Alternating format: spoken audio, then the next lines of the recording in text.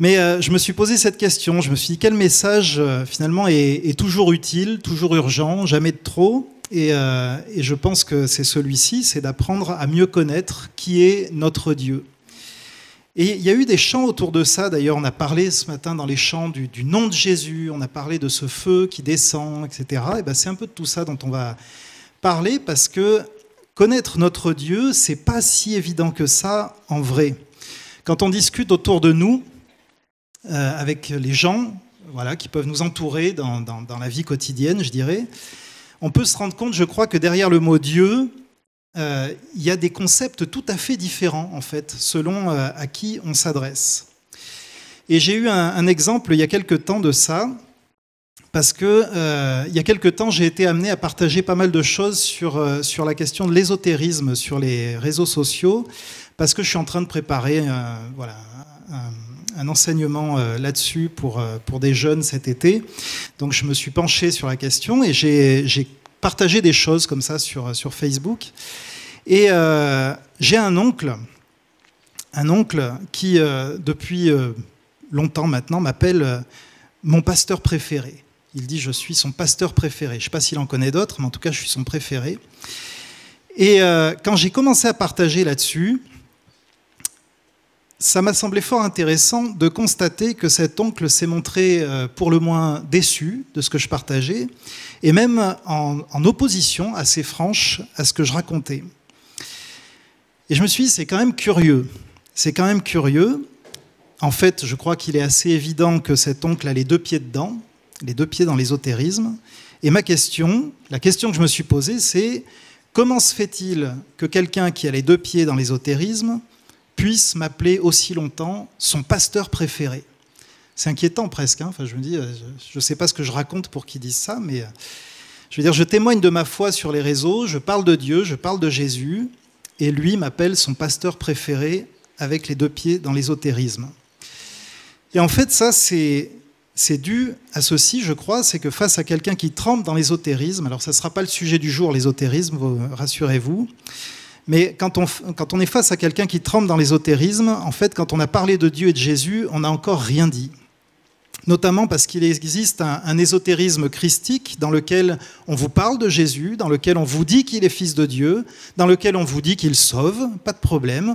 On vous parle de la Bible, mais en fait, derrière tout ce vocabulaire, qui est un vocabulaire identique à celui qu'on emploie nous, eh bien, il y a des concepts tout à fait différents. On ne parle pas du tout de la même chose. Et il y a des confusions comme ça, parfois. En fait, c'est le cas dans d'autres circonstances aussi. Par exemple, les musulmans peuvent vous parler de Jésus, bien sûr, puisqu'il apparaît dans le Coran sous le nom de Issa. Ils peuvent évidemment nous parler de Dieu, bien sûr, mais est-ce qu'on parle du même Jésus? Est-ce qu'on parle du même Dieu? En fait, ce n'est pas parce que quelqu'un parle de Dieu qu'il a en tête le Dieu auquel vous croyez, auquel nous croyons. Et c'est pour ça que c'est important, déjà pour nous-mêmes, mais aussi dans nos relations avec les croyants d'autres religions, disons, de savoir qui est notre Dieu. Et le texte qu'on va aborder aujourd'hui, sans être exhaustif sur la question, et encore moins en une demi-heure, nous aide quand même à connaître un peu mieux notre Dieu. Ce texte, on le trouve dans le livre de l'Exode, au chapitre 3, je lirai les versets 1 à 14. Moïse faisait paître le petit bétail de Jéthro, son beau-père, qui était prêtre de Madian. Il mena le troupeau au-delà du désert et arriva à la montagne de Dieu, à l'Horeb. Le messager du Seigneur lui apparut dans un feu flamboyant au milieu d'un buisson. Moïse vit que le buisson était en feu, mais que le buisson ne se consumait pas. Moïse dit: « Je vais faire un détour pour voir ce phénomène extraordinaire. Pourquoi le buisson ne brûle-t-il pas ?» Le Seigneur vit qu'il faisait un détour pour voir. Alors Dieu l'appela du milieu du buisson. « Moïse, Moïse !» Il répondit: « Je suis là. » Dieu dit: « N'approche pas d'ici.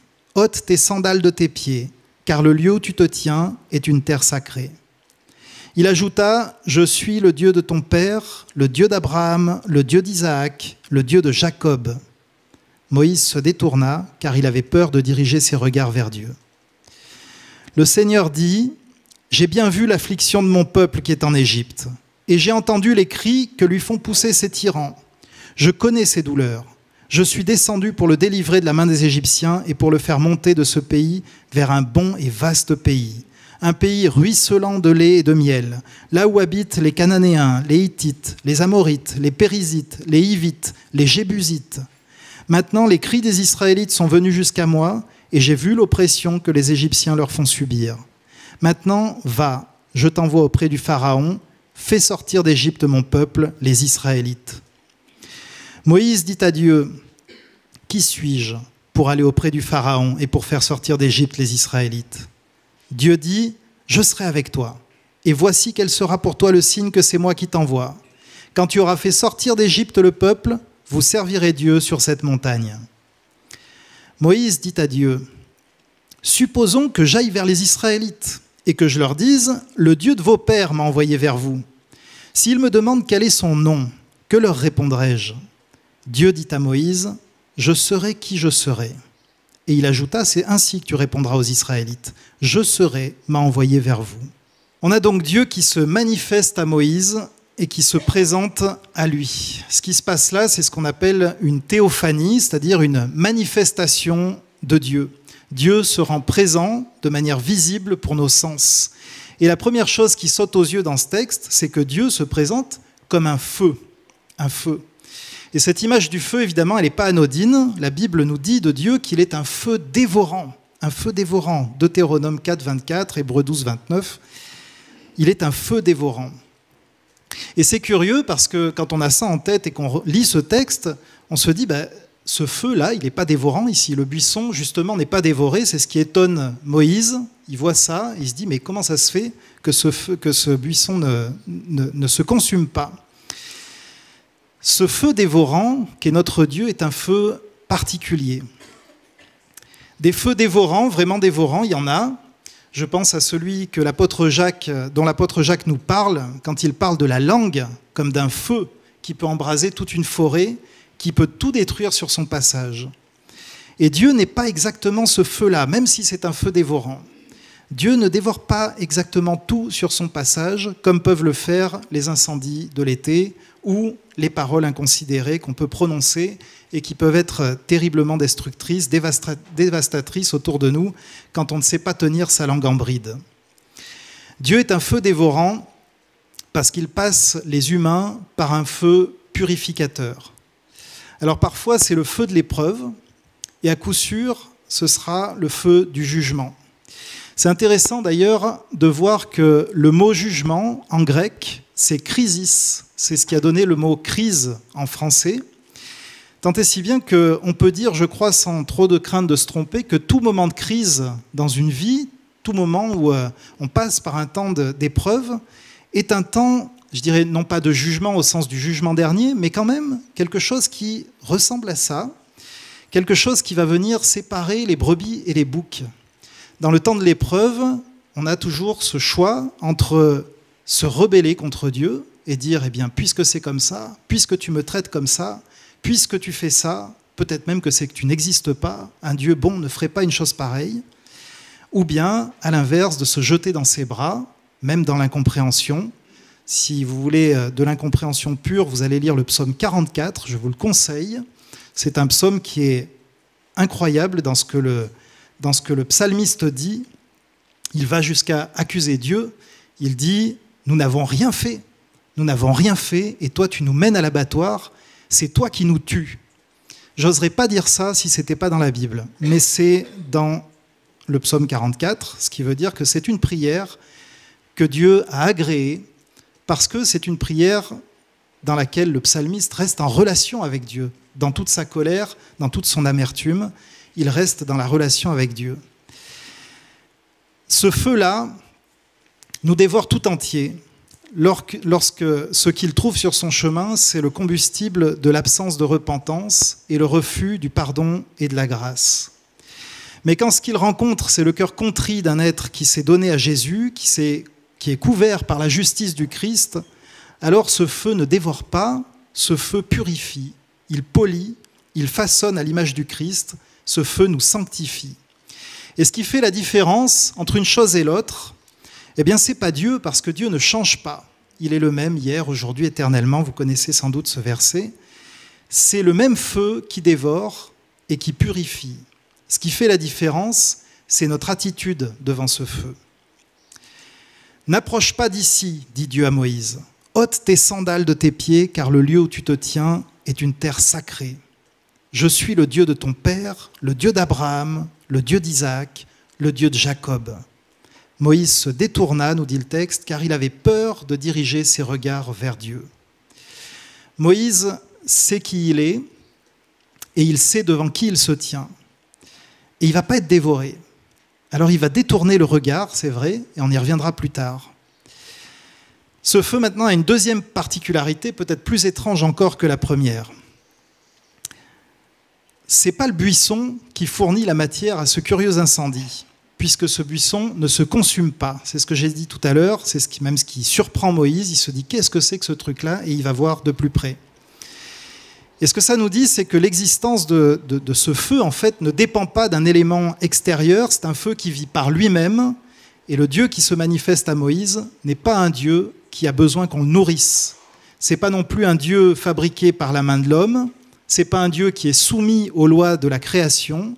C'est un Dieu qui en est totalement indépendant et, pour ainsi dire, son feu ne s'éteint jamais.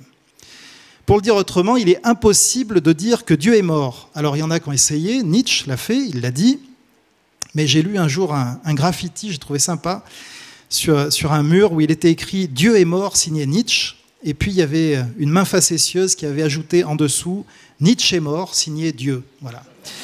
Et c'est exactement ça en fait. C'est exactement ça. Nietzsche, évidemment, comme chacun d'entre nous, était dépendant de la création. Il avait besoin d'être nourri, il avait besoin d'oxygène. Et même comme ça, effectivement, Nietzsche est mort. Le Dieu qui se présente à Moïse, lui, ne meurt pas. Il est éternel. Il ne dépend de rien, il ne dépend de personne. Il se maintient éternellement. Donc on a là un Dieu saint, un Dieu qui est séparé de sa création, séparé de sa créature, qui ne se confond pas avec elle, et qui veut purifier son peuple parce qu'il est lui-même pur, il est lui-même saint. Et rien que ça fait déjà s'étrangler les ésotériciens, parce que pour eux, Dieu n'est pas indépendant de sa création. Pour eux, Dieu est dans la création, tout est divin. Alors, ils parlent de Dieu, mais ils ne parlent pas du Dieu que nous avons adoré tout à l'heure, ils ne parlent pas du Dieu dont je suis en train de vous parler, ils parlent d'une énergie primordiale, d'où émane tout ce qui existe, de telle sorte que pour eux, les arbres sont divins, les animaux sont divins, les pierres sont divines, vous êtes divins. Et du coup, vous n'avez pas à entrer en relation avec un Dieu qui serait extérieur à vous, puisque vous êtes divin par nature selon cette doctrine. Ce n'est pas du tout, évidemment, pas du tout ce que dit la Bible. Le Dieu de Moïse, ce n'est pas une énergie, ce n'est pas une puissance, il se présente à lui personnellement. Personnellement. Et ça, c'est très fort. Notre Dieu, il vient à la rencontre de l'être humain et il se présente à lui de manière personnelle. Alors évidemment, la plus parfaite et magnifique des théophanies, c'est Jésus.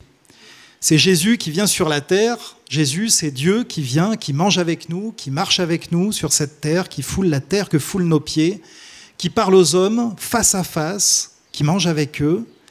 Mais déjà ici, en Exode, avec Moïse, il y a bien longtemps, on a déjà ici une rencontre avec un Dieu personnel. À tel point d'ailleurs, et ça aussi c'est très fort, que notre Dieu a un nom. Il a un nom.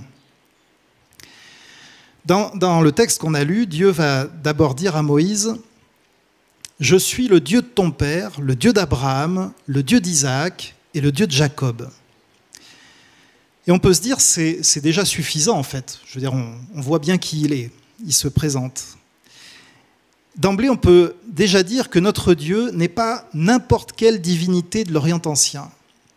Il y a plein de divinités, enfin en tout cas d'idoles dont les gens pensent qu'ils sont des dieux, pour le dire plus exactement. Lui précise qui il est. Il est le Dieu d'Abraham, d'Isaac et de Jacob. Alors, pourquoi est-ce que nous, on dirait qu'on a tous le même Dieu si Dieu lui-même pense utile de préciser qu'il n'a rien à voir avec les divinités païennes? Il y a 40 ans qui se sont écoulés depuis que Moïse a entrepris de libérer le peuple hébreu par ses propres forces en tuant un Égyptien. C'est ce qu'il a fait 40 ans plus tôt. Il a bien senti cet appel qui était sur lui à aller délivrer son peuple, mais il s'y est pris, je dirais, à sa manière. Il a tué un Égyptien, ce qui n'était pas l'idée de l'année, ça lui a valu de devoir s'exiler en Madian. Et peut-être que pendant ces 40 ans, il a lui-même quelque peu oublié son appel. Et donc Dieu arrive et lui dit « c'est bien moi ». Ce n'est pas un autre Dieu qui se présente à toi, c'est bien moi, le Dieu d'Isaac, d'Abraham, de Jacob. Il a vu l'affliction des Hébreux qui sont en Égypte et le temps de la libération est arrivé puisque évidemment notre Dieu est aussi un Dieu qui libère. Et Moïse s'inquiète. Il s'inquiète de savoir comment il va devoir répondre à cette éventuelle question des Hébreux, qui est une question étrange aussi, je trouve, au sujet de l'identité du Dieu qu'il envoie. Il dit « Supposons que j'aille vers les Israélites et que je leur dise « Le Dieu de vos pères m'a envoyé vers vous. S'ils me demandent quel est son nom, qu'est-ce que je leur réponds ?» C'est assez curieux, je trouve, parce qu'il me semble que s'il explique qu'il vient envoyé par le Dieu d'Abraham, d'Isaac et de Jacob, la chose est suffisamment claire, me semble-t-il. Pourquoi est-ce qu'il suppose qu'ils vont lui demander son nom? Eh bien là, on voit peut-être une trace des 400 ans d'esclavage en Égypte que le peuple vient de traverser. Peut-être qu'en réalité, ils ne savent plus trop exactement qui est le Dieu de leur père. Ça fait 400 ans qu'ils n'ont plus de pratiques cultuelles, qu'ils baignent dans un polythéisme, le polythéisme égyptien, dans lequel chaque divinité possédait un nom en fonction de ses attributs. Alors finalement, le Dieu de leur père, comment il s'appelle lui? Puisque tous les autres ont un nom, celui-là, comment il s'appelle? Et la réponse, et j'ai entendu que ça réagissait un peu tout à l'heure quand j'ai lu le texte, dans la Nouvelle Bible Second, c'est « Je serai qui je serai ». C'est ainsi que tu répondras aux Israélites « Je serai m'a envoyé vers vous ». Ça a réagi sans doute parce que ce qu'on connaît plus, c'est « Je suis qui je suis » ou voire même « Je suis celui qui est ». En fait, présent ou futur, les deux sont possibles parce que l'hébreu n'a pas de distinction des temps telle que nous la connaissons. Par contre, il distingue l'accompli de l'inaccompli. Et ça, c'est intéressant parce qu'ici, c'est le temps de l'action inaccomplie, inachevée, c'est-à-dire une action qui continue. Je suis et je serai. Ou pour le dire autrement, je suis de toute éternité. Voilà, je suis, en fait. Je suis tout court. L'idée, c'est celle d'une existence permanente. Et cette existence permanente, elle fait évidemment écho à ce que voit Moïse, c'est-à-dire ce feu qui ne s'éteint pas, qui ne s'éteint jamais. Alors, petit aparté de culture générale biblique sur le nom de Dieu. Quel est le nom de Dieu? C'est intéressant, je trouve. Enfin, moi, ça m'a intéressé, j'espère que ça vous intéressera aussi. Dans l'hébreu, il s'agit de ce fameux tétragramme que vous voyez parfois dans vos Bibles, YHWH. Alors nous, le Y, c'est une voyelle. En fait, dans l'hébreu, c'est une consonne. Si bien que ce nom, en fait, on peut pas le lire. Parce que quand il n'y a que des consonnes, ce n'est pas simple à lire. Souvent, on le traduit par l'Éternel dans nos Bibles, justement pour signifier cette permanence de Dieu. Alors là, je vais dire un truc, c'est vraiment le genre de choses, il faut pas couper ça au montage pour le balancer sur les réseaux sociaux, parce que je vais vous dire que Dieu n'existe pas. Attention, je vais m'expliquer. Parce que pour exister, il faut s'inscrire dans l'espace et le temps. Dieu est. Alors, Dieu existe, évidemment. Attention, ne me jetez pas des cailloux. Dieu existe, évidemment. Mais il existe une existence toute particulière puisqu'elle s'inscrit hors de l'espace et du temps. Nous existons, mais lui, il est. Il est de toute éternité. Il est d'une existence éternelle. C'est pour ça qu'on traduit parfois ce tétragramme par l'éternel. Et d'autres fois, on le traduit par Seigneur. Alors, pourquoi on le traduit par Seigneur ? Parce que les Juifs, quand ils rencontrent ce fameux tétragramme, ils disent Adonai, ce qui veut dire Seigneur.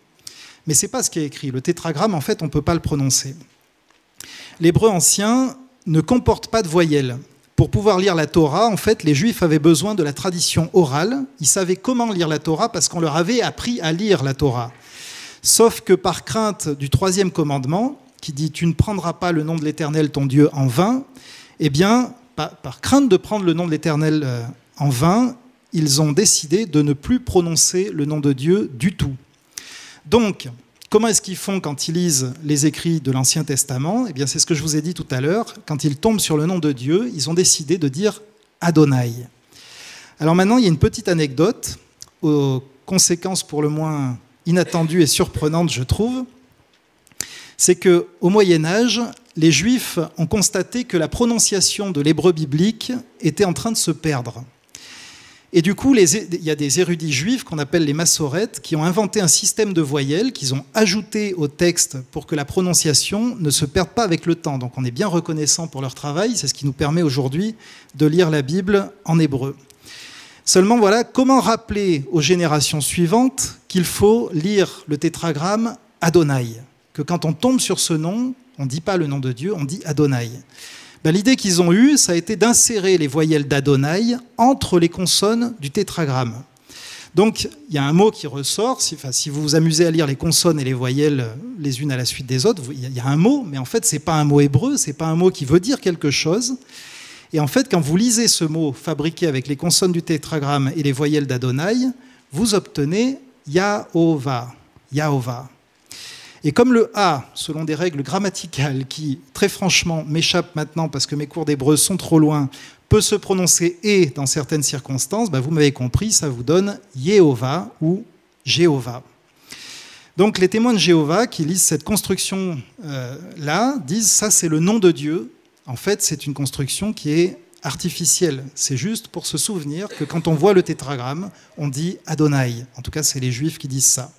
Alors que nous, depuis le collectif Cieux ouverts, on sait que c'est Yahweh et qu'il fait briller sur nous son soleil, n'est-ce pas?